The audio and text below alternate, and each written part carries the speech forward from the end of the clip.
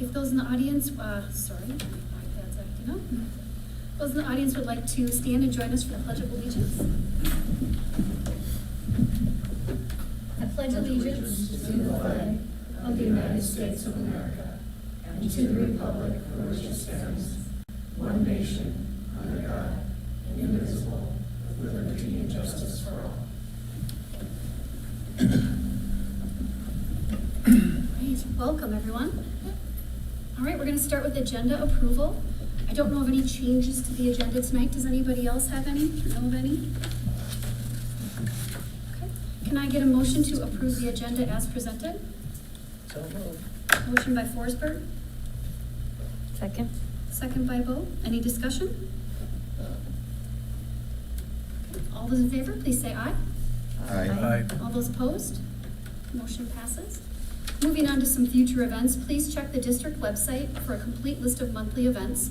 Tuesday, September 28th, we have a school board work session at 6 p.m. And Tuesday, October 12th, we have a school board regular meeting at 7 p.m. with 6:45 communication to the school board and administration. Moving on to the consent agenda, can I get a motion? So moved. Motion by Easter. Second. Second by Strobel to approve the following items of the consent agenda.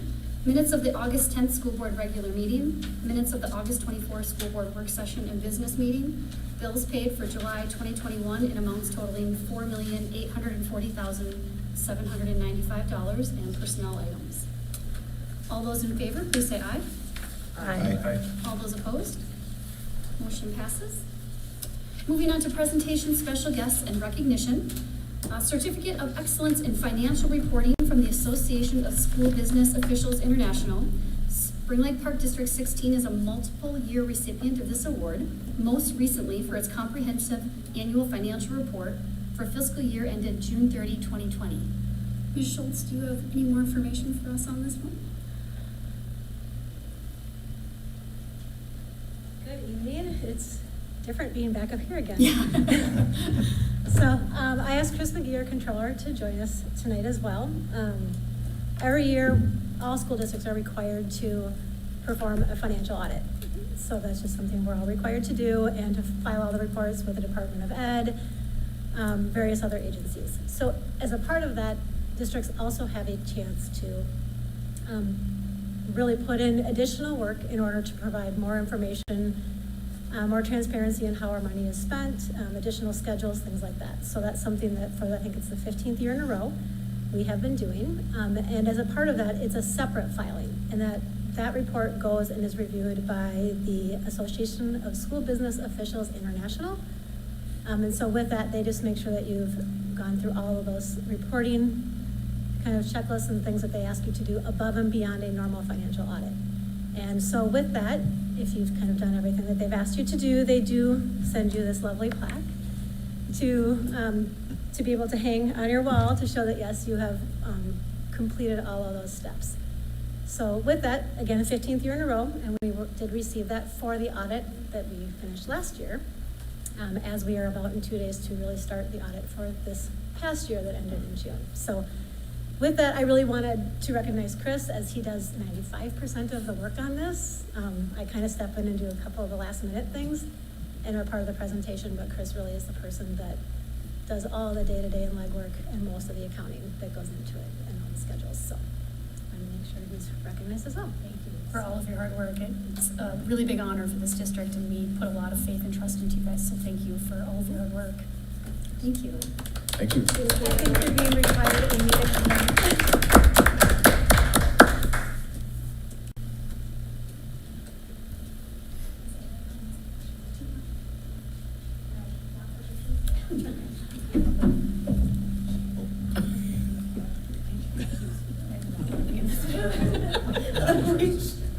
I've missed not having to do that. I hope they have. If they, You're if the they opposite. actually get you in it, it will look way worse than, it'll look like you're lurking. You're not supposed to be there. Well, it was easier to move around when we didn't have the partitions. It's like a routine. Oh, we forget this happens. No one knew that you guys could move that fast. Oh, yeah. All right, moving on to discussion reports and information items.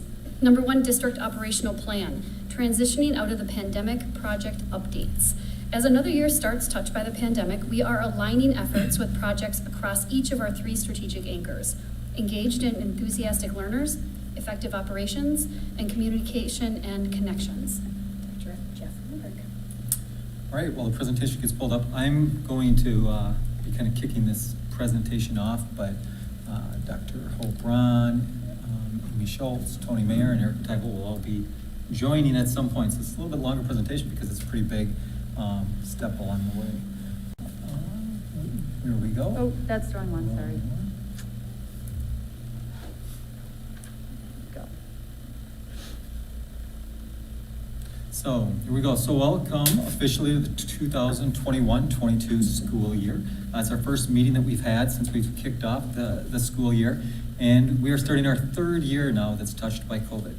And despite the challenges that this has presented, we have staff throughout SLP who have really embraced this as an opportunity to creatively meet the unique needs and interests of each of our students.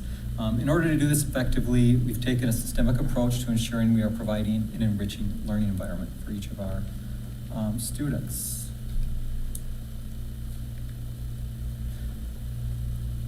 In looking at that, last year as we designed our district operational plan last spring and talked with you about this as a school board, we really took an approach at that time that we thought we'd be transitioning out of the pandemic this fall, that it would be behind us. That's kind of the way it felt last year as we wrapped up the school year. Yet we're still in the midst of it, unfortunately. And the approach we took last spring, I think has really positioned us well for the unique challenges that we faced this fall. So there's 3 strategic anchors within our district operational plan. Engaged enthusiastic learning, making sure that we're providing that, effective operations, and then communications and connections.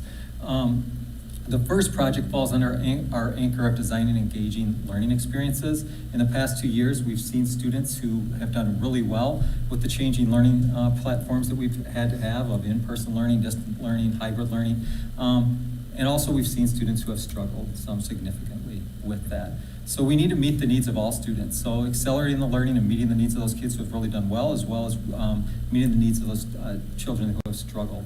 And really providing both enriching learning experiences and experiences that will accelerate students and get them on track. So that's something that we're really working on.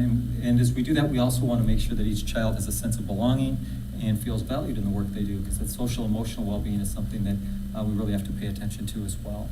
The second aspect of these 3 projects falls under effective operations, and we need to make sure we're effectively utilizing resources. For you, as you each know on the school board, we've received a significant amount of COVID-19 relief funds, so we want to be sure that we're using those well and strategically. We also want to discover more effective ways to meet student needs, so we really want to see how we're aligning our adults and how we're using time creatively, etc., to meet the needs and interests of our students. So that's what this second project is all about, is effectively managing our resources and using them creatively and innovating to meet the needs of our students. And finally, we really all felt that impact of COVID personally in our personal lives. I know for myself, didn't get to get together with my parents and my wife's parents, etc., as much as we have in the past, and as we're bringing kids back, we also are bringing more kids back into our schools than what they had last year. Last year it was the half the number of kids in the school. So it's all about this final project is how do we build community and rebuild community within our schools and with our community and with our families. And we want to do that purposefully. So that's something we're working. So tonight this presentation is really all about making sure that we're looking at this all systemically. And so what we want to do is walk through the many things that are taking place underneath each one of these 3 projects. And that's why you get a chance to hear from a number of other people than just me. But, whoops, wrong way. And as you can see, that last bullet on this slide says the first milestone and moment for this year. And one of the things we've talked about is really how do we take advantage of these moments. And they're not all going to be perfect, and we're going to make mistakes, but we need to learn from them. And I think we heard about one earlier this evening, and right away we were looking at, okay, we got to get better with that. And I think we did in that short term, and we will long term. But we had some really successful moments. We had a great first day of school and first week of school overall. And I think pictures say a lot more than words. And as we did that to get to that moment and to make sure we have this year going well, we had to do that intentionally. And so we really invited teachers and staff from throughout our district into each one of our schools last spring, not beginning in August, but beginning last February and March, to be part of the design of each one of those projects and look at the work that we're doing within each of our schools. And in each step of that design process, our vision of personalizing learning to meet the unique needs and interests of our students is really at the center of the work we're doing. So teachers and staff identified key processes that have worked well prior to and during the pandemic, and we want to make sure we keep doing well with those. There's things that stand the test of time, and we want to do well with those. And then there's those, we also discovered some new ways of working that really, and you'll hear from some teachers in a little video tonight talking about some things that work better with conferences that we learned in the past year than they maybe did in the past. So how do we learn from that and make sure that we can continue doing some of those things that we've learned well? So it comes down to all of this work. What we want to be sure is that we're living out that vision of knowing each child by name, strength, interest, and need, so that they feel valued, have a sense of belonging, and experience success. And that was really at the core of the planning, again, beginning last really early spring, late winter, early spring, and throughout the summer. And we hit those. But again, before we hit that is just some of those moments of that first week of school. I think pictures speak louder than words. So you can kind of see the excitement of kids throughout our system as they had the chance to meet our Panther, enter the school, the families. There's a lot of excitement. It was kind of fun. I heard the stories about kids getting to meet their teacher, and so excited to do that for the first time. The Panther was everywhere.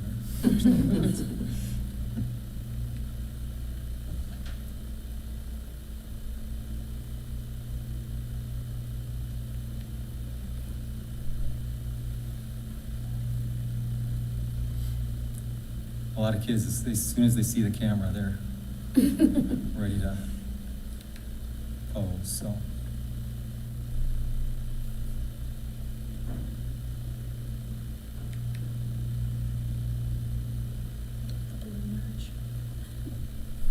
The third one, you can see the kids running into school. That's what we look for each day, is the kids are running into school with excitement. That's something we really do talk about. That's a vision that we have, is the kids are excited to get into school. Where's your high school picture with that? Yeah, they're doing that too. So once again, I've already walked through these, but these are really those three projects. First, accelerated student learning. We want to implement supports and enrichment opportunities to meet the varied needs of our students. We want to use COVID relief funding to support improvement in areas of need in the near term, as well as incubating innovation that's desirable and viable for the future. So rather than just keep doing what we're doing, how can we use those funds to discover new ways of working that are maybe more successful? And then finally, establish or reimagine learning from our pandemic experiences and how we can create community within and beyond our schools. So as we do that, we're going to hit first on this project of accelerating student learning and supporting social emotional well-being. And it starts with, we have these vision goals that we talk with each of our principals and staff about at each of our schools. And it starts with that vision has an endpoint. And that's that when kids leave our schools, they walk out of the Spring Lake Park High School ready for success, right? With a plan for that next step in their journey. We know from all the literature that's out there that kids don't go in and just have one career for the rest of their life. They don't go to college and figure out one career. Most are going to try different things. But how do they have that next step really ready to go, and that they can experience success in that step? And that's something we really work towards. We also know that kids are more successful when they know what their interests are. When they have a spark, there's a passion that drives what they do each day. Some type of extracurricular activity that could be within the school, could be beyond the school, but we want to make sure that they've discovered a spark. And then, as we've talked about for numerous years, we want to see more and more kids have those 12 college credits by 12th grade. Again, whether they decide to go to college or they pursue the military, go directly into the workforce, when they're college ready, they really need those skills to be successful no matter what that next step is. So we monitor key indicators along the way for each of those. But that's really the endpoint, and we align our efforts all the way down to kindergarten around these goals of kids being successful. So that's what Hope's going to talk over the next few slides about some of the efforts that we have underway for that. Thanks, Jeff. Good evening. As Jeff said, our vision goals drive our design, planning, and implementation work within our district operational plan and our school improvement and innovation plans. So over the next few slides, I'll walk you through the desired results and the way in which we'll monitor progress at each grade band, 9-12, then we'll move to 5th through 8th, and then finally PreK4. All right, because the vision goal that Jeff just reviewed culminates in high school, our desired results for grades 9 through 12 align with the goal of that positive trajectory toward 100% of our students graduating. And when we look closely at our graduation rate data, student by student, we see a marked difference between students who have attended Spring Lake Park for all 4 years of high school as compared to students who transfer in and out of Spring Lake Park during their 4 years of high school. As a reminder, our graduation rate data is always a year delayed, so I'm talking now about the class of 2020 who finished out their Spring Lake Park career attending school fully online due to the pandemic, similar to students across the nation. So after analyzing each student's enrollment history with Spring Lake Park, and we did analyze each student's enrollment history to look at this data, we found that of the students who started in Spring Lake Park before grade 9, and they were consistently enrolled, of those students, 88% of them graduated. This is compared to 49% of students graduating who started in Spring Lake Park sometime during or after their 9th grade year, or who had multiple transitions in and out of Spring Lake Park during their 4 years of high school. So our desired results for grades 9 through 12 related to graduation rate are to see the continued positive trajectory toward a 100% graduation rate for those students who have been with us for 4 or more years. And for those who have been with us less than 4 years, still work toward ensuring that they graduate or have a personalized plan toward graduation. Some examples I just wanted to provide of those personalized plans could include continuing education at our transitions program. This is a good reminder for us as we talk about graduation rate that students for whom the IEP team makes an explicit and purposeful choice for students to continue in our transitions program are excluded from our 4-year graduation rate. Yet it's a personalized, purposeful plan for them to continue their education. Another example of a purposeful, personalized plan for students who don't graduate in 4 years may be specific to our Spring Lake Park High School students who are newcomers to the United States and to the English language. We may work with the students and families and our EL specialists to make a personalized, purposeful plan to continue their education beyond 4 years. We also want to see a positive trajectory in the number of students who are leaving Spring Lake Park, as Jeff mentioned, with 12 college credits by the end of 12th grade, or what we all call 12 by 12. As a reminder, college credits during high school can be gained through advanced placement courses with qualifying AP exam scores, our embedded college or our college in the schools courses, post-secondary enrollment options, our articulated courses that we offer at Spring Lake Park High School, and our Project Lead the Way courses. We also want to see students leaving Spring Lake Park High School with a plan so that we can follow our students and provide the support and encouragement they may need as they take their next steps, whatever those next steps may be. And our desired results also go beyond academics. We want each of our students to have an identified spark as part of their learner profile. The spark may be an interest or a passion of theirs. The spark may have been developed and nurtured as part of their school day or beyond their school day. Regardless, we want each student to explore and identify their interests and passions that will influence their next steps beyond Spring Lake Park schools. And of course, on the right-hand column, we need to monitor progress toward these desired results along the ways. Some explicit ways in which we're monitoring progress include students leaving 9th grade on track for graduation, having passed each of their core courses, known in the research world as freshman on track data. It also includes reviewing those annual and 4+ year personal learner maps to monitor each student's path toward their graduation requirements and to monitor their progress on their identified plan after Spring Lake Park schools. And we want to look weekly at those at-risk indicators that were identified, if you remember, through the Metro Heights study that we did last year, including attendance, and develop short-term learner maps specific to their need to get students back on track to graduation. As I mentioned already, our vision goals and desired results drive our improvement and innovation work. While this is certainly not a comprehensive list of the high school's implementation and standard work, this provides a snapshot of how the work happening at the high school is directly connected to the high school's desired results. First, you'll see alternative learning team within Spring Lake Park High School. We talked about this at our spring school board retreat, and that was an identified next action, again, from that Metro Heights study we completed last year. The next two on the list, the daily hour of support for grades 9 and 10, and support and enrichment time, we started last year during the pandemic, and since the positive impact on student learning during these times of day was significant, the high school wanted to leverage what they learned last year and continue both of these practices. These times also provide an opportunity for students who may be learning at home due to quarantine to check in live with their teachers. Panther Pride Time was a result of student feedback and voice around their experience of what was called advisory in past years. This time provides opportunities for teachers and students to build community intentionally and purposefully and foster social emotional development and connections. Panther Pride Time is running all 5 days a week for the first 3 weeks of school at the high school, and then we'll run 2 days a week opposite of SET, or that support and enrichment time, for the remainder of the year.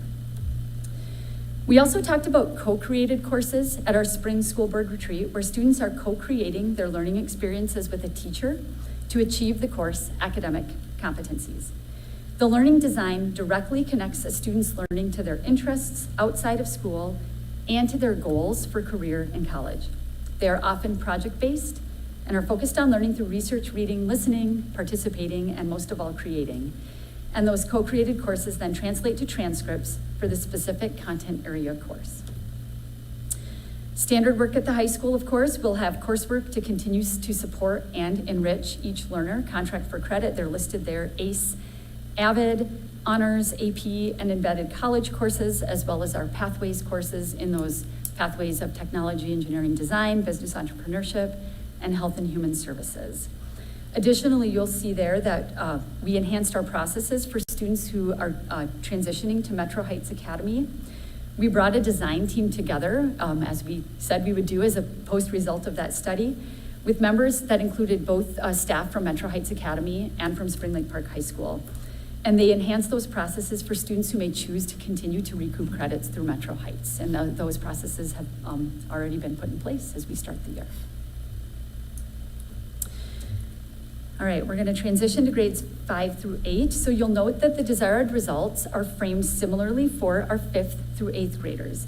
That by the end of 8th grade, the students who have been in Spring Lake Park for 4 or more years demonstrate high school readiness. And those who haven't been in Spring Lake Park for 4 years, we ensure again that they are ready for high school, or they leave Westwood with a personalized plan for high school readiness. And what do we mean by high school readiness? What are the indicators we're using to describe that? Students leave 8th grade having passed each of their core courses through their time at Westwood. We're also looking for students to achieve within a targeted range on the measures of academic progress, the MAP assessment in both reading and math, which, after a break due to the pandemic, we will administer this fall again. Students demonstrating proficiency on course assessments, whether those be performance assessments with real-world connections, assessments aligned to the core resources such as CPM for math. We'll look at those results as professional learning community teams and track progress in that way. We also want to track progress by seeing fewer students needing those double dose courses at grades 7, 8. Which we've called bridge or workshop courses, if you remember that language. And fewer kids needing targeted intervention in reading and math from an academic specialist at grades 5, 6. As we look at all of those indicators along the way, we know that each student has what we call a jagged profile, meaning not each student is going to exhibit all of those indicators at the exact same level on the exact same date. That's why it is important that we are looking at multiple indicators so that we know each student's area of strength and areas of growth as they transition to the next level. Progress monitoring on the right column looks largely the same as what we described for grades 9 through 12 for academics and attendance.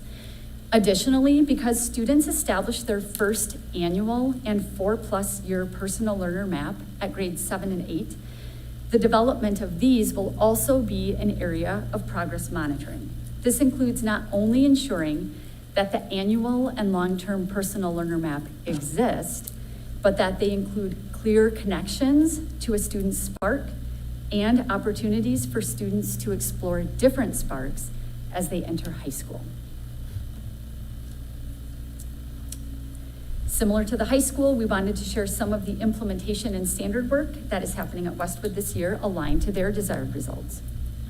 New at Westwood this year are AIM teams, which stands for Accelerate, Innovate, and Motivate, are teams that have been specifically designed to engage students in learning who have struggled with a traditional approach to learning.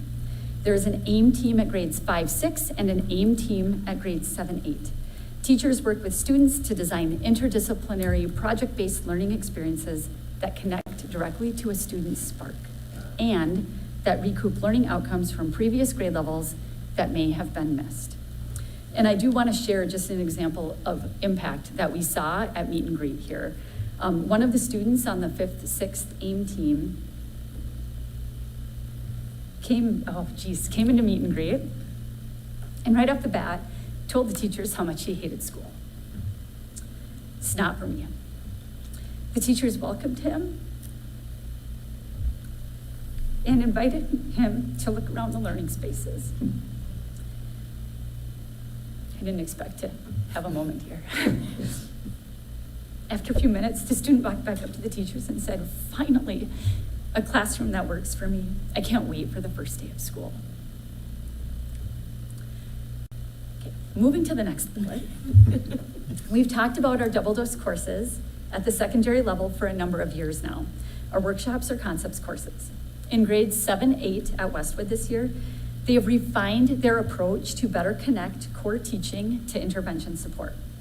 Students who need extra support and intervention in reading or math first attend their grade level core course, which is partner taught by their core teacher on their team and their intervention teacher. Then, later in the day, students go to their double dose course in reading or math, which is taught explicitly by their intervention teacher. This way, gaps in learning can be filled in during both core and intervention courses because there is a consistent teacher bridging between both of those courses. Westwood is continuing with Panther Time this year and extending it 2 days a week. During those 2 days, students have extended time that includes a what I need time. And during this time, core teachers will provide 15 to 30 minutes of targeted instruction or enrichment based on the real-time formative assessment data gathered during those core courses. Standard work that will continue at Westwood includes targeted intervention and support provided by academic specialists at grades 5-6, AVID strategies implemented school-wide, and the AVID elective course offered at grades 7-8. Academic competitions, such as Geography B is always a popular one, honors courses, courses that can be taken for high school credit. We have Spanish 1, German 1, math courses, and opportunities to explore career and college pathways that will be offered the next year at the high school. An example of that is we have Epic Game Design at Westwood, which aligns to our TED, or our Technology, Engineering, and Design pathway at the high school. Okay, I'm gonna keep going because we're gonna move to pre-K through 4th grade. So as we make this move, again, you'll see a similar frame for our desired results. If students have been with Spring Lake Park for at least 3 of their early elementary years, they should exhibit readiness for 5th grade. And what do we mean, again, by readiness for 5th grade? What are the indicators? We need to see strong foundational skills in reading and math using several measures. Similar to grades 5-8, we will look at student achievement and a targeted range on the MAP, measures of academic progress, reading and math assessment. And this fall, additionally, we'll be introducing a version of an engaging, developmentally appropriate, what we call an early MAP reading assessment for grades K2. We'll also look at how students are progressing on those high leverage language arts and math learning outcomes that are reported on the elementary standards-based report card. And similar to grades 5, 6, we'll monitor proficiency levels on learning outcomes through the assessments aligned with our core resources at K4, Foundations, Wit and Wisdom, Ariba, and Bridges.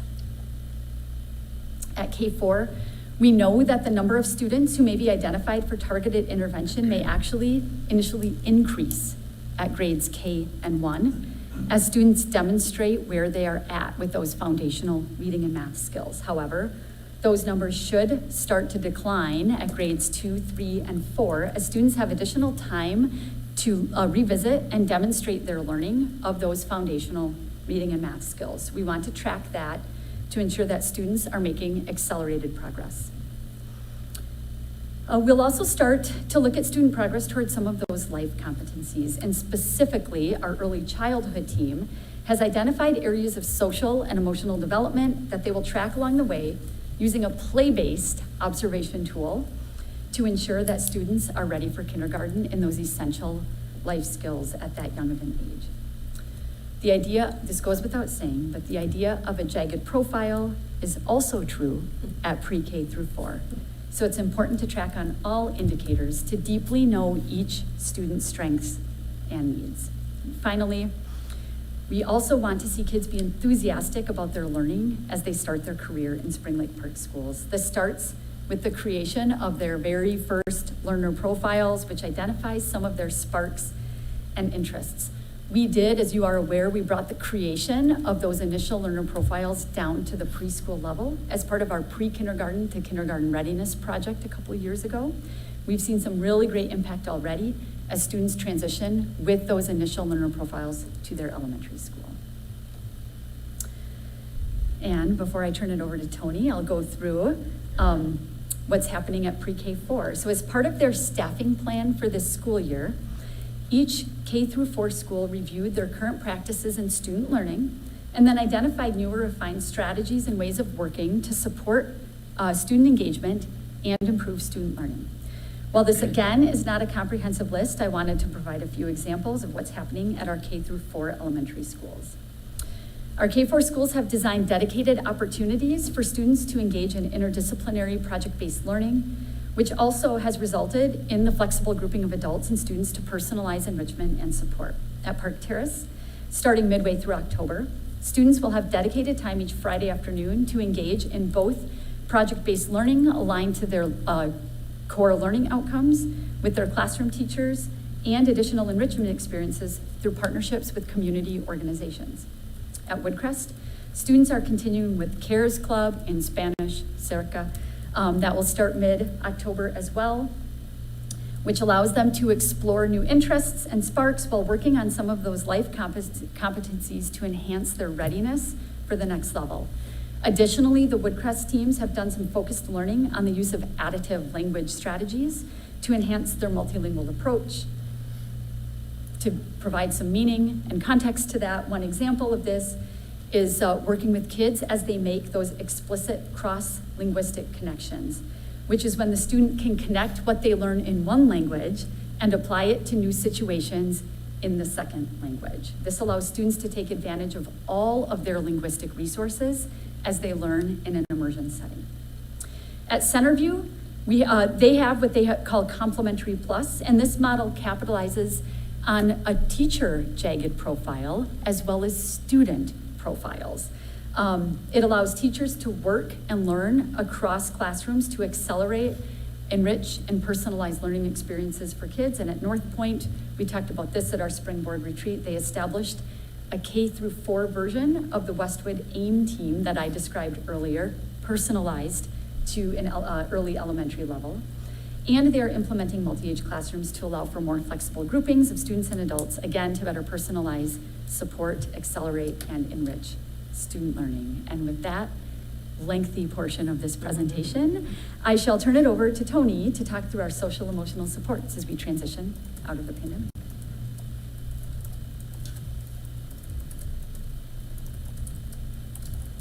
Thanks, Hope. Good evening, board. So in addition to accelerating and enriching academic learning, we're also committed to developing each student's social, emotional, and behavioral skills as well. And this really starts with our proactive efforts to teach and model expected behaviors.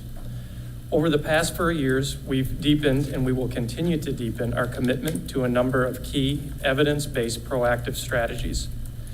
For all of our students, K through 12, we have a common set of behavior expectations that are taught and reinforced from students' very first days in our school until the last day upon their graduation. These expectations, along with our district beliefs and assumptions around behavior, are found in our classroom and student management manual that provides teachers with numerous proactive strategies for developing student social and emotional skills. To assist teachers in understanding and effectively utilizing this resource, we provide ongoing professional learning to teachers that is differentiated based on a teacher's experience and skills. This professional learning has included multiple different courses in classroom and student management, mental health awareness, and staff self-care. One of our key approaches to social emotional development at our elementary level is responsive classroom. We've been developing our teacher practice in the core elements of responsive classroom, such as morning meeting, interactive modeling, classroom rule creation, hopes and dreams for our students, and closing circle. To assist teachers in the application of these practices, we've trained a responsive classroom coach in each of our elementary schools that provides modeling, coaching, and professional development on an ongoing basis. Finally, in order to better understand which students may be at risk for social, emotional, and behavioral challenges prior to them receiving numerous office disciplinary referrals, we've implemented a universal social, emotional, behavioral screener in each of our elementary schools. The intention here is that we can intervene with students before significant issues even arise. We have numerous staff members at each of our schools that assist in the implementation of these proactive strategies. Obviously, our classroom teachers are central in all of this work, but we have a number of other support staff that also work on these proactive measures. These individuals include our school social workers at each of our buildings. We have social, emotional, behavioral, instructional specialists, that's a mouthful, in each of our schools. We have school psychologists and coordinators for student services in each of our schools, and we have counselors for personalized learning at our middle and high schools. And here's just one picture from morning meeting, which is one of those key responsive classroom approaches that I mentioned. Morning meeting is an engaging way for students to start each day to build a strong sense of community and set children up for success socially and academically. Morning meeting typically occurs for about 20 minutes and includes a greeting, sharing from each of the students, a group activity, and then a morning message from the teacher that helps students better understand and prepare for the work that they're going to be asked to do during the day. And I have a son who just started kindergarten a couple of weeks ago, and he was terrified. He didn't know anyone in his school or his classroom, and it was really the morning meeting where he got to learn other kids' names and learn about them that helped him create community and feel safe in his school. So this is really one of those key components of our social emotional learning in our schools. And then despite our very best efforts, we know that some students are still going to struggle in their social, emotional, and behavioral development. And we have a robust set of responsive practices to assist these students in acquiring these skills. Many of these strategies the board has heard about numerous times before, so I'm just going to highlight a few of them quickly. We have behavior specialists at each of our schools that work in conjunction and collaboration with classroom teachers to identify the root causes of behavior and then develop behavior support plans that are implemented with the assistance of behavior paraprofessionals. We have school social workers, school psychologists, and counselors for personalized learning that provide brief solution-focused counseling. Our school social workers connect students and families to community resources.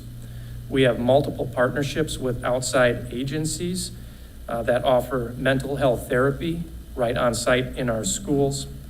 And we've developed protocols and tools to assess students when acute needs and crisis arise and get them the supports that they need. We have social, emotional, and behavioral instructional specialists in each school as well that provide skills training for students so that they can learn more constructive ways to express themselves and get their needs met. So that's just an overview of our efforts around social emotional supports for students.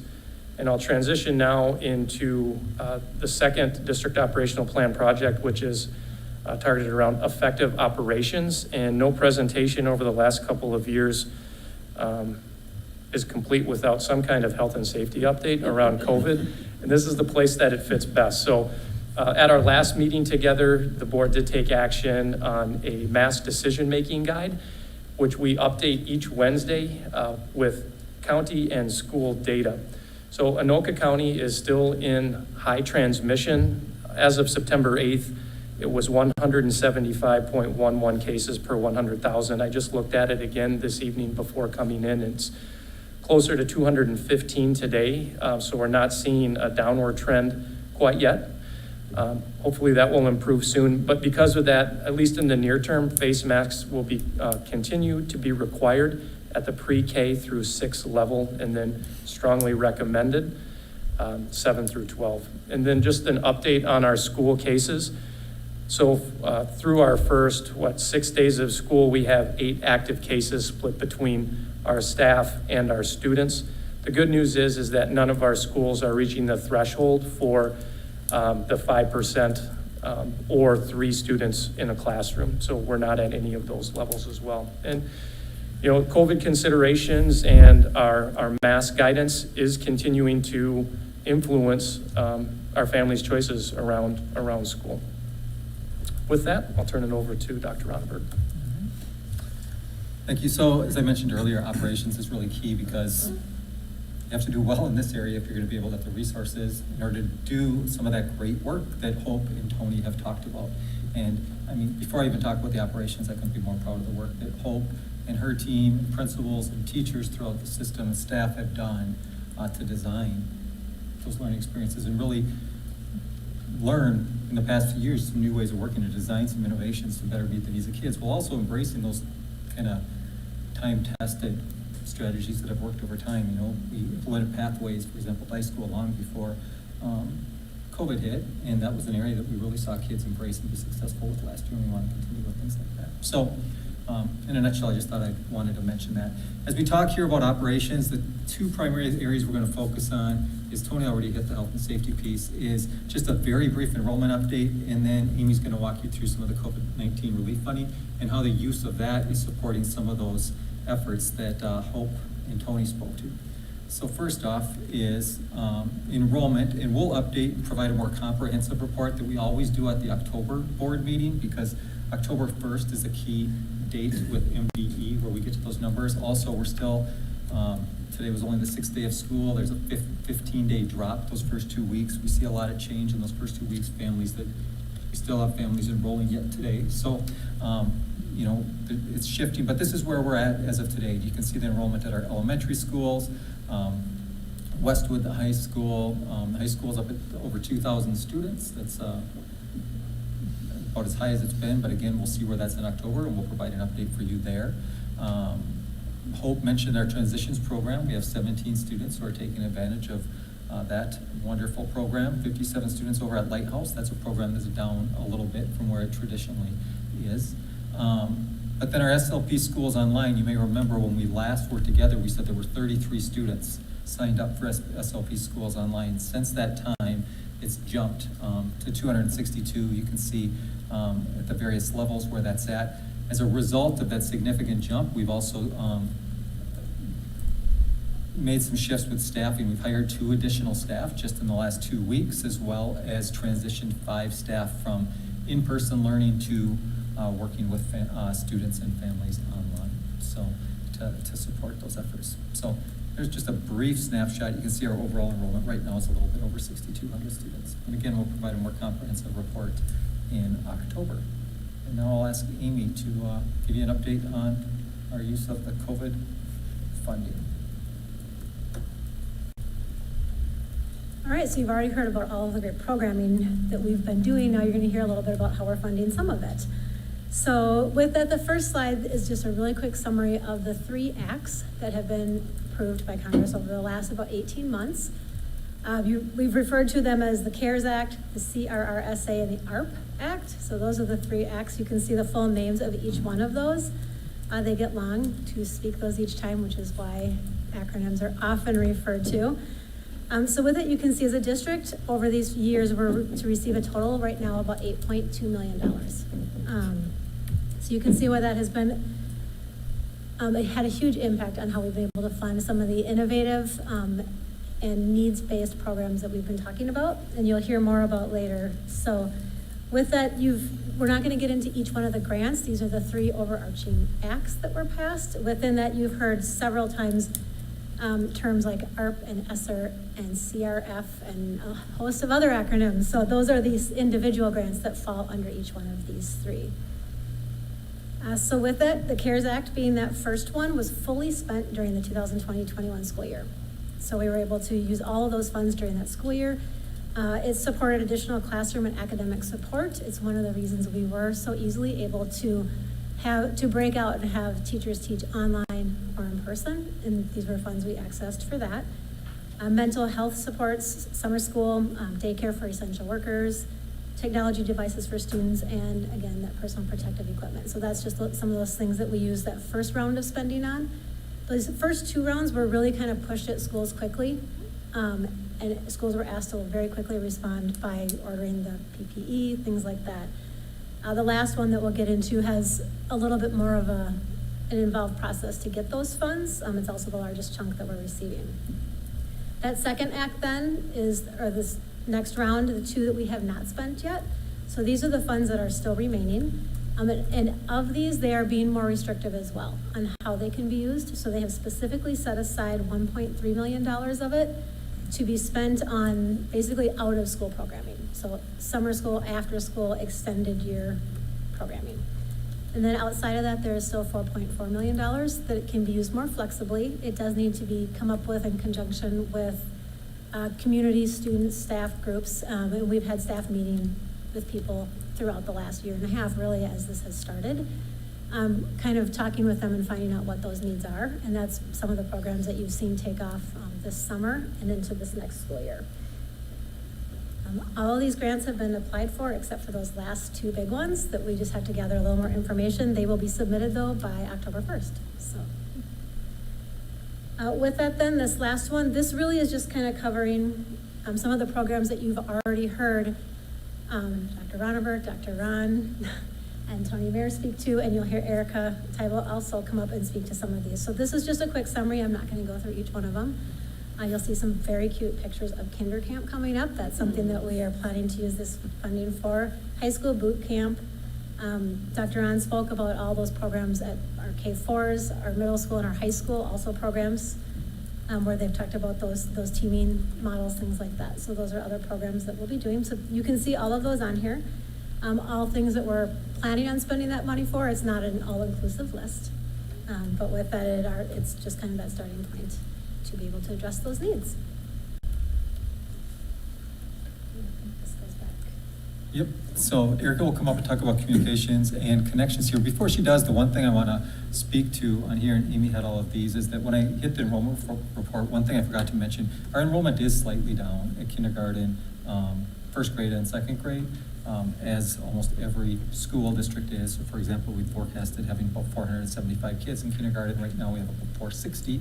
So that doesn't sound like a lot, but when you take that, that's $150,000 of resources right there. We'd staffed for 475. So it's places like that where these funding can help us as well. And then in addition, being able to have those staff for online learning, because just because we have people moving to online learning doesn't mean we necessarily need fewer teachers in person. So we had to add some of those teachers. But that was a commitment that we'd made to try to provide that online learning.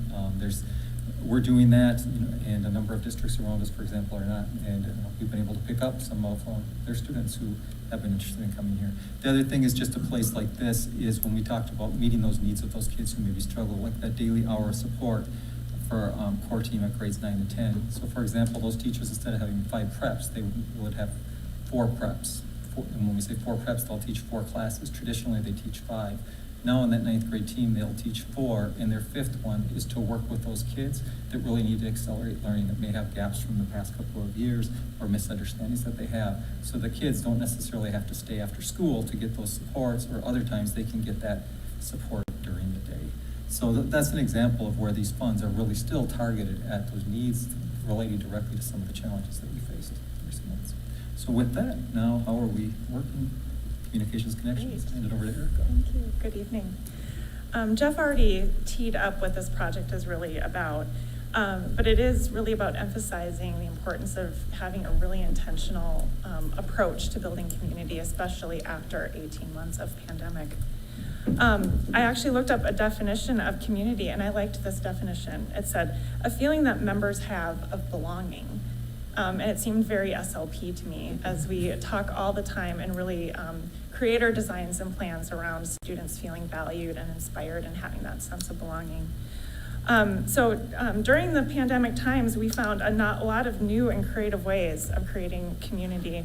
So really, this is just about how do we pause, look at what we've done, learn from those experiences, and not just revert back to old habits, but to have really thoughtful intention around what we're doing. So I'll talk a little bit about some things that are just structures and ongoing, as well as some of those events and moments that we know are so important to kind of establishing that sense of belonging. So first of all, structures for intentional communication. So I want to start with our staff, because I think it's so important that our staff feel that they belong, and communication is so central to that. We established last year an intentional cadence, frequency vehicles for communicating with our staff and keeping people well informed. We're continuing with some of those processes, and we know that it's really important because they're critical reinforcers of our messages with families, and we just want them to be in the know so they can be good ambassadors. So we're very focused on keeping our staff well informed. We want families to be able to count on communication from their schools. One of those things is at least a weekly communication that they get through the school newsletters. And really making sure that those are full of important information, those critical pride and purpose-filled things, and the things that they really need to know. These are sent on Wednesdays, pretty much without fail over the last year and a half or so. And we are using a variety of means for that. So email, text, and also now through the consistently through the SLP app. Over the summer, we refreshed the app, so it has a little bit refreshed look and feel to it. I was impressed to note that app has 15,000 downloads. So not an insignificant number of folks look at the app. We are continuing still to rely on newsletter and website translation features. We know they're imperfect, and we're continuing to look at that.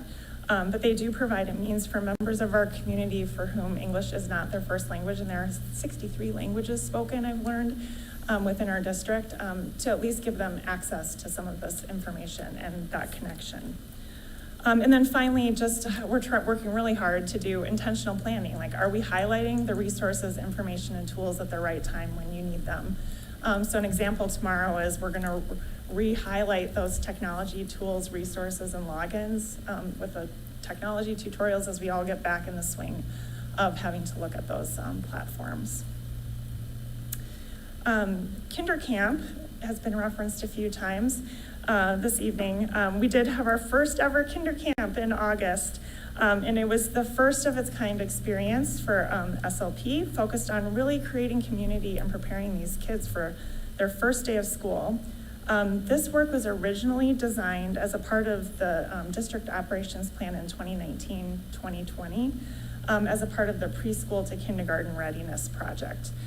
We wanted to do it last summer, and then here we are, 2021. So we were really pleased to be able to do that this year. So many leaders and staff were involved in designing the whole experience and actually making it happen. And specifically a shout out to Lindsay Johnson and Colleen Peterson, sitting in the back of the room here, who really led the creation of the Kinder Camp extravaganza. We had 277 fresh kindergartners participate over 3 half days in August. The focus really was on learning how to do school and building their comfort and confidence. So on day one, they could walk in and really get down to learning. So buses and building tours and learning the classroom's routines and expectations and they also participated in many fun activities as well. But it was really all about getting these kiddos comfortable with school so they were ready. Our kindergarten teachers taught the camp, and the insights they gained about each student were provided enhancements to those kindergartners' learner profiles that Hope already mentioned were started, many of them in preschool. So here are the pictures as promised. I think a picture says 1,000 words. There are just a few of the images we took at kinder camp. You can see some of the interactions, learning how to work in a group, the morning meeting there in the circle.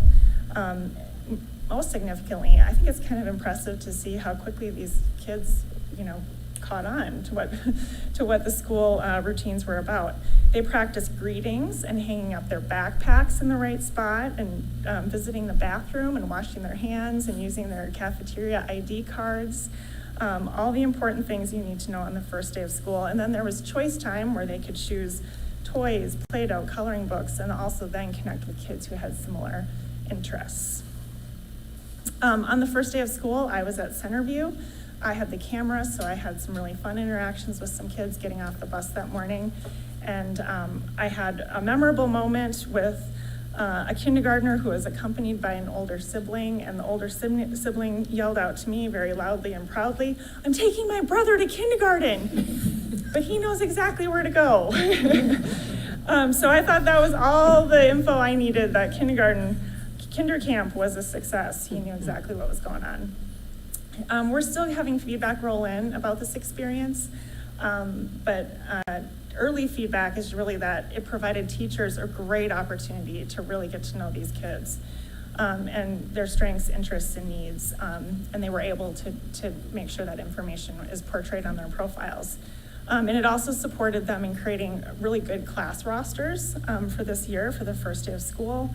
The lessons were kind of predetermined, but there was still room for creativity and personalization. They had meetings with families on the last day of camp, and those were really appreciated. And overall, it's just a very enthusiastic report on the whole experience. Another important moment before the first day of school is meet and greet. Traditionally, that's been the afternoon, evening, where you go to school, you learn who your teacher is, you see who your classmates are, your class schedule, have a chance to look around the building. You might say hi to your teacher and drop off your supplies, but there's not a real interaction that evening. Pandemic meet and greet last year, for many, was reimagined and resulted in a lot of those first homeschool connections being very personalized, whether that was through a WebEx meeting, face-to-face live, or an introductory telephone call. Many teachers and families really appreciated that connection at the beginning of the school year.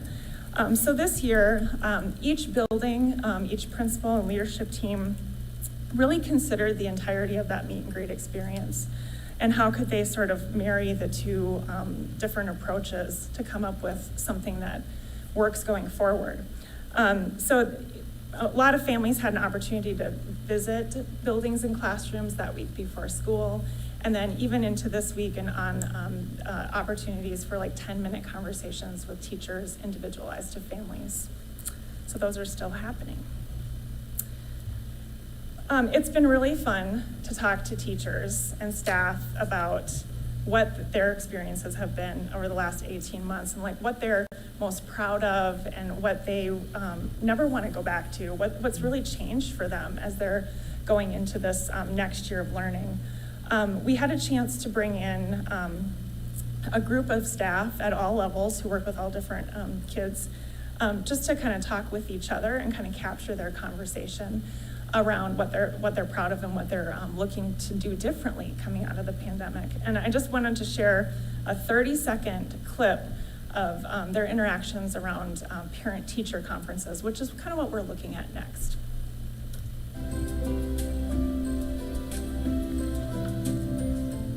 One thing I really liked was how we did conferences, parent-teacher conferences, and just felt more personal, like being able to meet with them on WebEx. It's like, and all the teachers could be there in one room together, versus like how we've done it at the middle school before. It was just having long lines and you only get like a quick 5 minutes to talk with the family. And I think keeping that would make it more equitable too.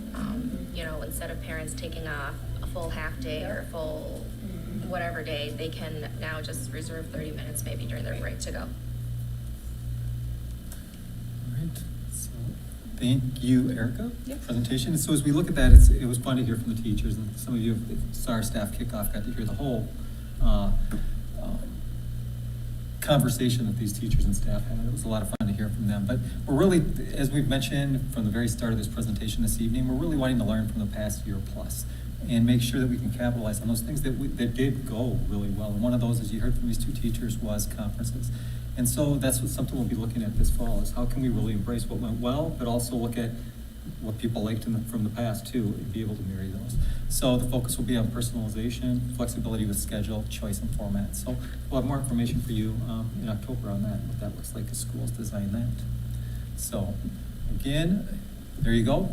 Very brief presentation for you this evening. But there's a ton that went into kicking off this year, and there's a ton that's happening within each of our schools to really make sure that we're supporting those kids that have done well the last few years, as well as to accelerate the learning of those kids that need that. So there you go. In a nutshell, that's where we're at with those projects. Yep. Yeah. It's a very big touch. Thank you to everyone who spoke tonight. Comments, questions from the board? Where to begin? Right, yeah. I do want to say to Dr. Ron, just thank you for showing your passion. Thank you for sharing that moment. No, but I appreciate seeing that, because that's the kind of staff, that's the kind of administration, that's the kind of people we want in Spring Lake Park. To see a student come in, not wanting to be there, but then seeing how we've redesigned things and going, yeah, this works for me.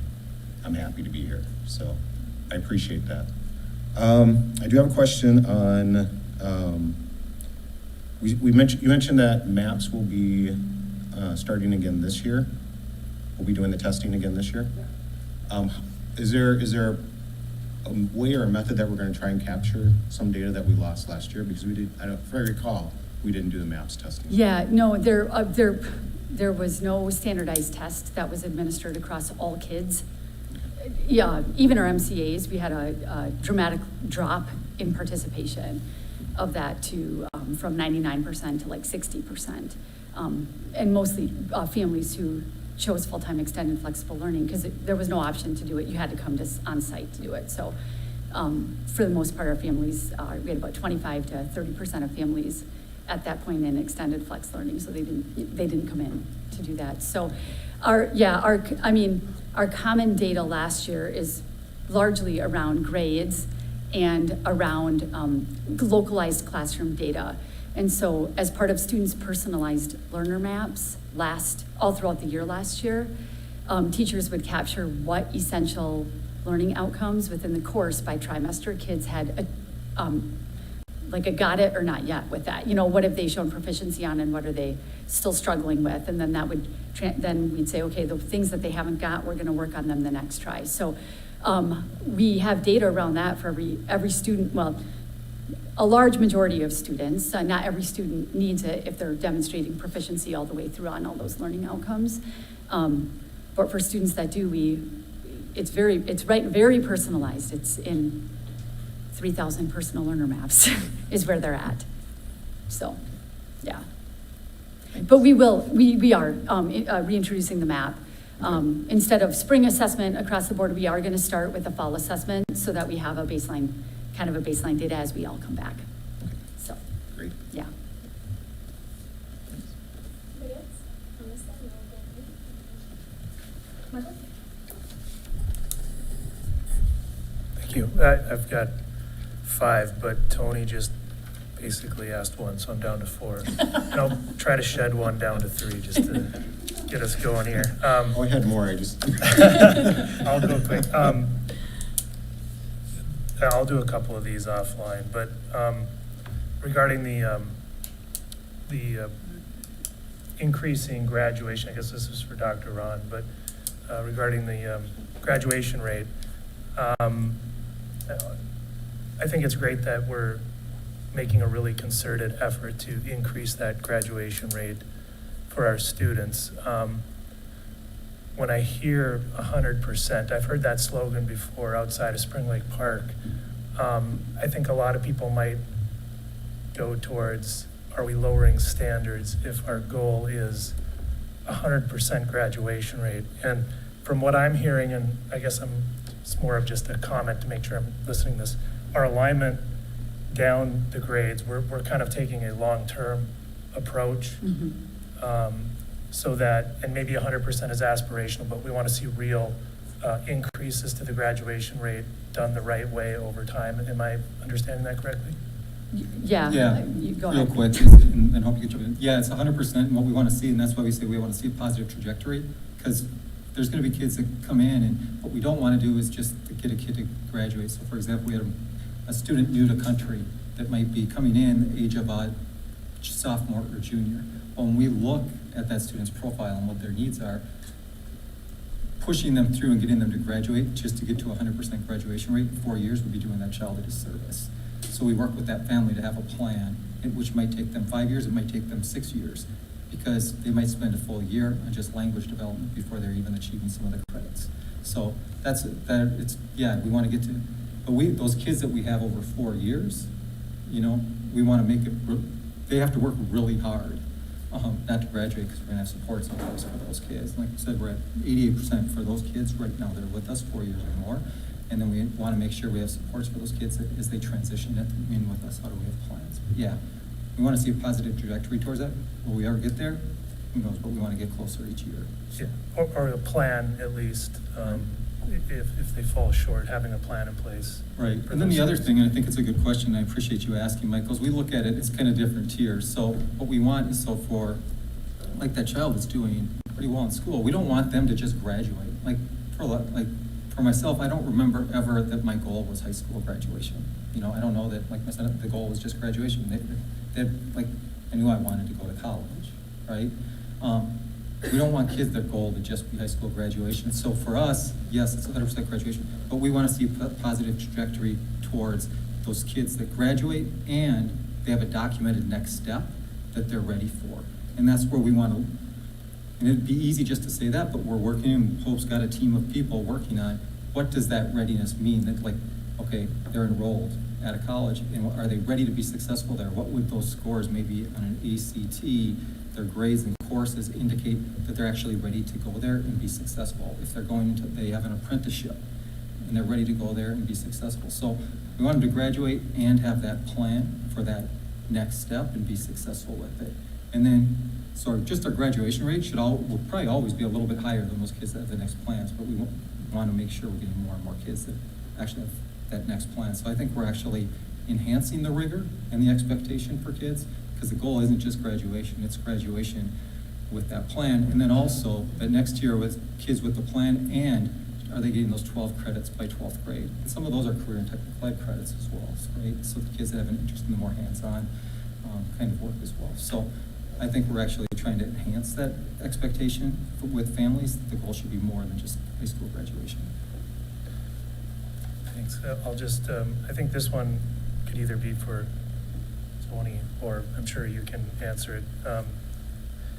One thing that caught my eye was the responsive classroom coach and the universal social and emotional support screener at each school. Mm-hmm. Is that something we've always had at each school, or is that an increase in personnel?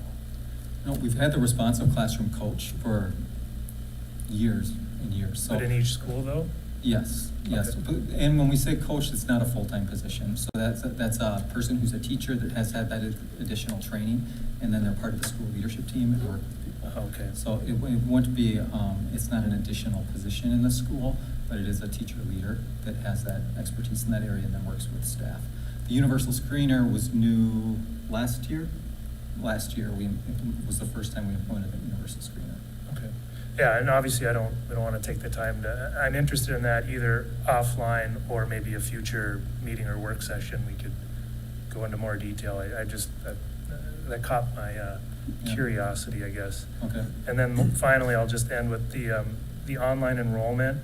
Are you seeing a higher percentage of open enrollment for our online enrollment program versus our in-person enrollment? No. Our open enrollment is higher still for in-person, much higher. It's a handful. It's not like when you, of that 200 plus that are in the online, it's a small percentage that it's Mount View and Roseville, I believe, are the two school districts that we're seeing some kids from, but it's not a high number. Okay. And one more, I'll follow up with you offline. Okay. Thanks. Others? Anybody else? See a lot? Okay. I just want to say, thank you for all of your hard work. I think that as parents and community members,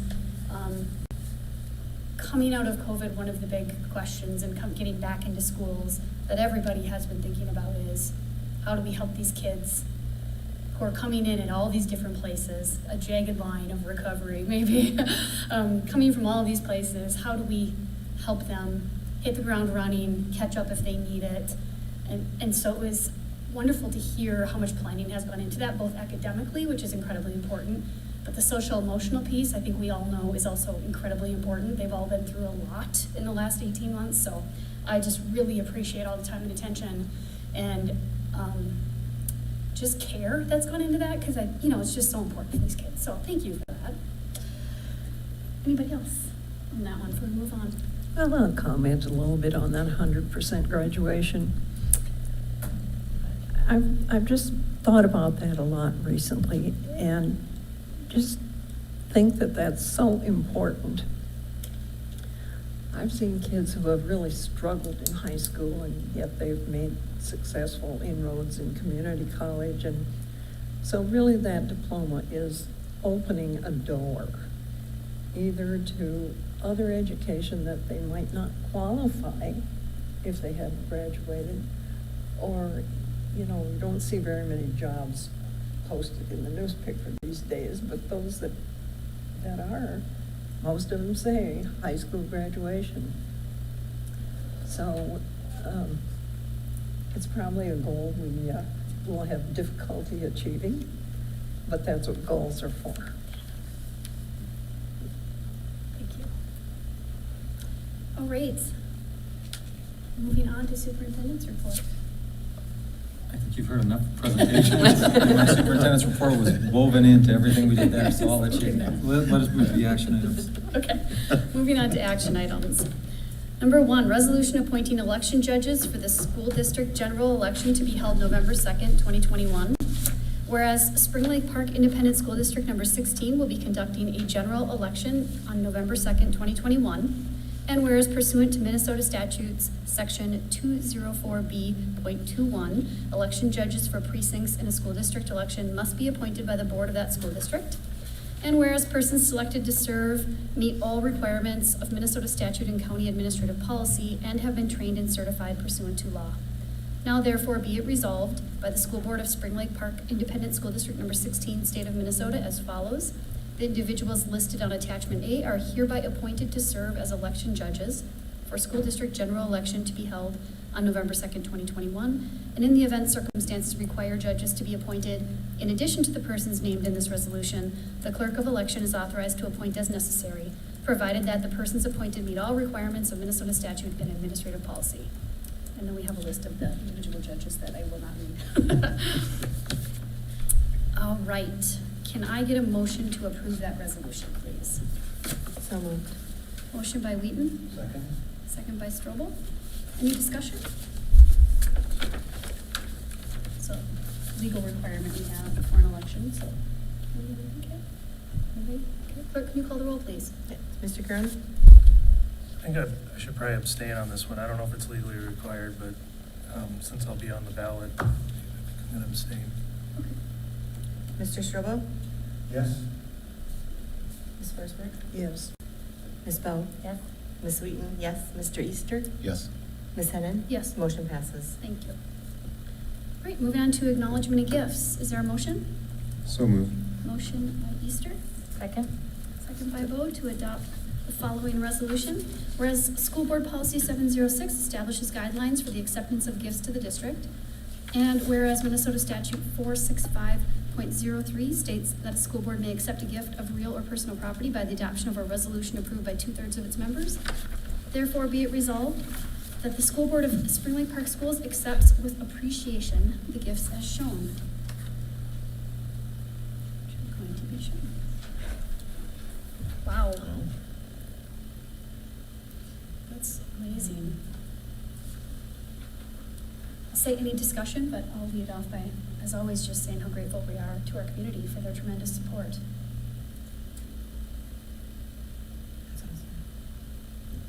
That's great. It's amazing, yeah. Clerk, could you call the roll, please? Yes. Mr. Kern? Yes. Mr. Strobel? Yes. Ms. Forsberg? Yes. Ms. Bowe? Yes. Ms. Wheaton, yes. Mr. Easter? Yes. Ms. Hennon? Yes. Motion passes. Thank you. All right, we're gonna move on to board forum. I'm just gonna kick that off real quick, but to say that next month we will have our students joining us. Actually, we have one here tonight, but I won't make her introduce herself. We'll see her next month, so we really look forward to that. We've really missed having students with us, so really excited about that. Also, again, it's kind of a different year for attending PTO meetings for us, so if you haven't, maybe reach out.